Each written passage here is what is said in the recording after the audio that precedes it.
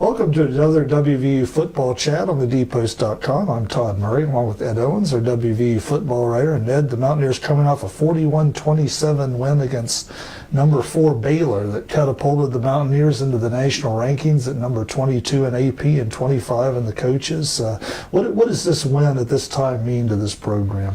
Yeah, I mean, being in the top 25 is huge for WVU. Being one win away from a bowl game is huge for them. But I think the biggest thing the Mountaineers got out of this is a shot at confidence. Heading in, they were on a 2-game winning streak in conference play. Beating Baylor, it was the third top 5 team they've played this year, and as Dana Holgerson said last week, it would be nice to win one of them. Well, they finally did. They got that top 5 win under their belt. Knocking off a number 4 team at home is absolutely huge for WVU, and they're feeling really good about themselves. Now they're on a 3-game conference winning streak, which is the longest since they've joined the Big 12. And everyone's feeling pretty good. Offensively, they performed well. Defensively, they performed unbelievably against Baylor, shutting down that offense and holding the Bears to season lows in passing yards and rushing yards. Everything seems to be clicking for them right now, and it's at just the right time. The team's showing that they don't need to have comeback wins like they had needed in the past. They're able to get out in front, hold that, and really wire to wire, we're in control of that game. Right. Quarterback Clint Trickett continuing to play at a high level.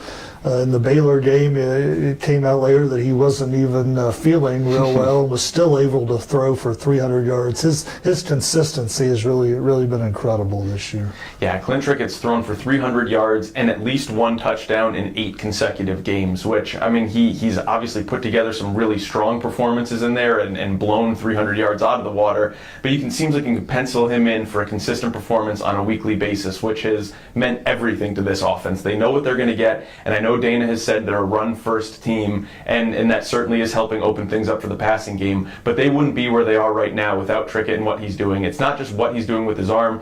He's putting them in the right checks. He's making the right calls at the line. These are all things they weren't able to do last year. That extra year in the program, a year older, a year wiser, and Trickett's really doing it all for WVU. Right, they've got an Oklahoma State defense this Saturday that has not been strong in pass coverage, and you've got to think that they're going to be looking to do some good things in the passing game.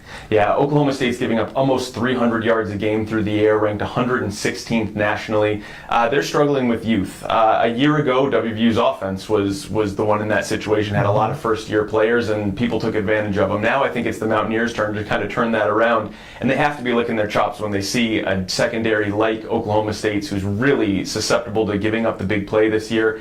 And when you've got guys like Kevin White, Mario Alford on the outside, who can kind of stretch the field, I think Trickett's going to be in line for a big day. That said, we've had a chance to talk to the guys in the interviews this week, and they said they kind of have to temper their expectations. You can't go in there expecting to just throw all over the field. You don't want to force it. Yes, they're hoping that they can put up those big numbers that they've been putting up all year long, but they have to go in thinking that this secondary is obviously going to pose some challenges for them. They're not going to run wild on them. They have to be able to be patient, take their shots when they're there, and not try to force it when they're not. Right. Speaking of wild, we're looking at a wild final few weeks here in the Big 12.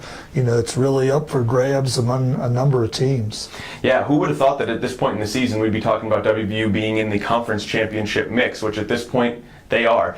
They're tied for second place in the Big 12. A lot of games left to go, so I guess we can pump the brakes on the conference championship talk. But you've got a Kansas State team who's coming off a big win at Oklahoma, and that's one that I think a lot of people were surprised at. Oklahoma's kind of trending in the wrong direction after that win against WVU. You've also got Oklahoma State, who just got their teeth kicked in by TCU. So a lot of these teams up and down, the Big 12 is just a buzzsaw right now. They're all taking each other out. Got a bunch of teams in the top 25, really bunched in the middle between 10 and 20. And I think it's anybody's conference to win right now. Everything's up in the air, and that is giving these guys a lot of hope. WVU feels like they're positioned really, really well.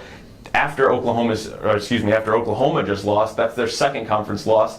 And now WVU controls its own destiny. As long as they can handle their business the rest of the way, they have nobody to blame or credit but themselves. All right, should be interesting to see how it all plays out. Ed, thanks for your time, and please continue to follow our WVU football coverage of the dpost.com.